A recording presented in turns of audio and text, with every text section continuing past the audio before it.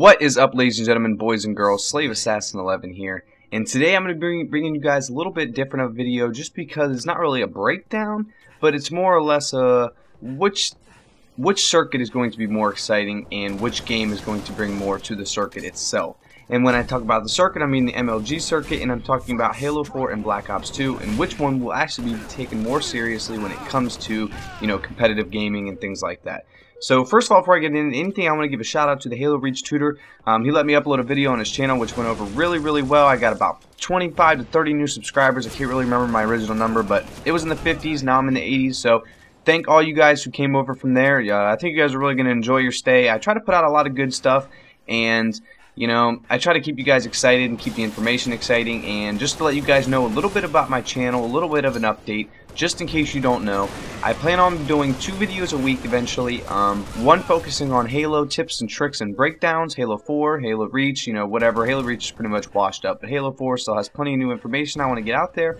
And then when it comes to Black Ops 2, I don't think I'll be giving you guys tips and tricks, as T. Martin and all those guys have plenty of that covered. What I'll be giving you guys is just regular commentaries. When you guys want to see more of like my serious subjects and I talk about things going on in the world, I'll probably throw that over some Black Ops 2 gameplay, and this is obviously when it comes out. Until then, it'll be some MW3 every once in a while with the focus mainly on Reach, just because I really want to get all the little things done, because you gotta remember, I've only been playing Halo for a month now, but I've learned a lot from it. I've got a lot of big friends who've been playing this game for a long time who've taught me a lot of little tips and tricks. So, I'm not alone in this learning this game issue. And just so you know, this game is my first game back after a whole day of playing Call of Duty. So if you see me do some crazy things, it's because I forgot the controls. And I have that problem when I switch back and forth between both of them. I go to Call of Duty and I'm trying to knife people and I'm throwing grenades because I use bumper jumper in Halo. And it's a big mess. So if you see me do anything crazy, that's why. But anyways, so let's go ahead and get right into the whole subject together. Neither game right now is currently on the circuit because, let's be honest, both of them suck when it comes to competitive gaming. Reach really doesn't have the match needed, and the matches like the playlist, or not really playlist, what am I saying? The maps, there we go, the maps needed. It's just not set up to be a competitive game, and I don't know, there's just something wrong with it. It's too slow. I don't know. Hopefully whatever happened in Halo Reach, which to me is not really noticeable because I'm not a long-time Halo player, but whatever happened to it, hopefully it'll fix itself in Halo 4, which I'm sure Frank O'Connor will definitely do. And then obviously we don't have to get into MW3, that just sucks, and Infinity Ward just sucks, and everything about anything Infinity Ward video game making, they just suck, okay? Treyarch's the ultimate company, and Infinity Ward, they made COD 4 okay, it was cool in its time, but I mean, people, we have to let it go. We can't call it the greatest game of all time forever, so whatever, we got to get that out of the way, but neither of those two are on the circuit because both of them pretty much suck. But both games coming out, Black Ops 2 and Halo 4, both have huge ideas that are coming out for them when it comes to competitively.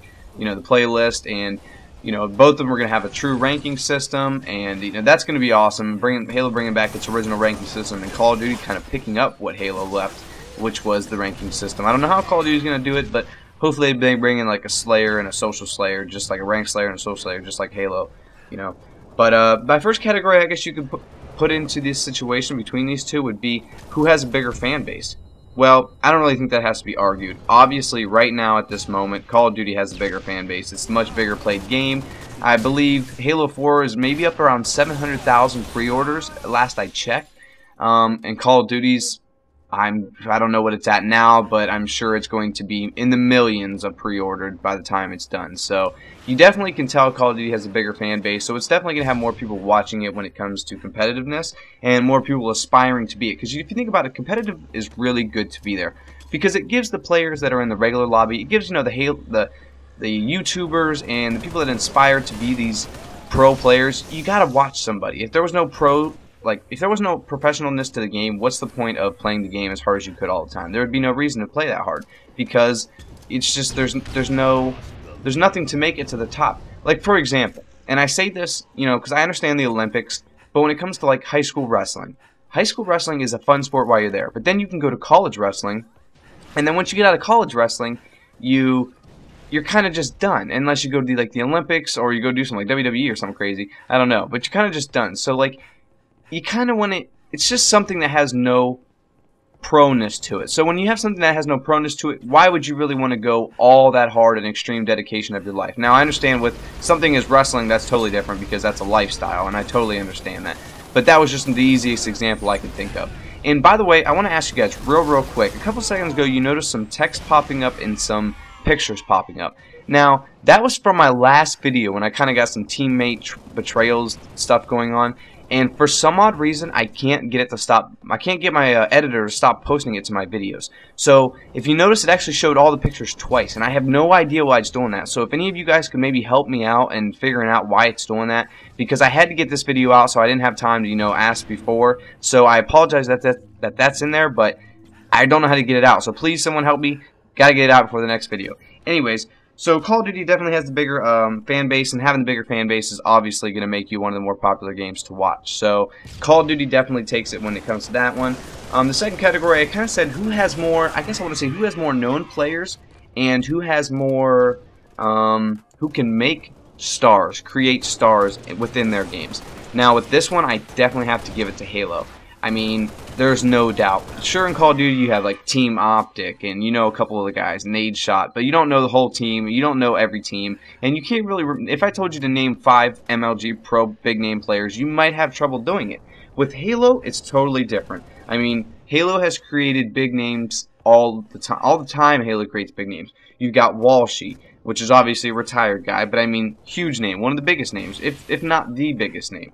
Walshy, the Ogre Twins, Ninja, Bravo, you know, on and on and on. I could go on forever, honestly. And, you know, T Squared. Who could forget T Squared? He's going to come back to the Halo 4 circuit, and hopefully he tears up. I mean, it's just, it brings players, and it brings a sense of, like, knowing players personally to the game, and with that, you know, that was really cool to do. So that really helps the game when it comes to having like a star base and people wanting to aspire to be those stars. So Halo definitely takes that subject. My third thing I was saying was maybe which game is more exciting to watch. Well, if we're talking about MW3 and Halo Reach to watch competitively, for me, neither of them. I'm totally wiped out on both of them. Halo was, you know, Call of Duty, MW3 was fun to watch competitively at first, but then it got old and washed up. And then, you know, Halo Reach was fun to watch at first when I was learning the game, but now it's getting old and washed up watching Sanctuary 24/7. I feel like that's the only map I ever see anybody play is Sanctuary. So both of them are kind of getting washed up. But when it comes to Halo 4 and Black Ops 2, both of those are going to be extremely exciting games. If you watch the Halo 4 gameplay with Elamite, just the way they have all the things set up, and even the way they were just broadcasting it and shoutcasting it at that moment was awesome. They really made the game look really exciting to watch, and the way they were yelling and people were getting excited, and you know the action was pretty close, and Promethean Vision keeps the action going pretty good. I was pretty excited with the way that looks. And then if you watch the Black Ops multiplayer trailer at the very end when they have the guys shoutcasting that game, now that looks amazing. I haven't heard a Call of Duty shoutcast like that since Call of Duty Elite of MW3's release. So, you know, with that being said, I was pretty pumped to see that and pretty pumped to hear it, and just the excitement of seeing, you know, the banners going on all over the screen and the really nice looking banners. And I'll get into that, which is pretty much, I'll go ahead and jump into that now.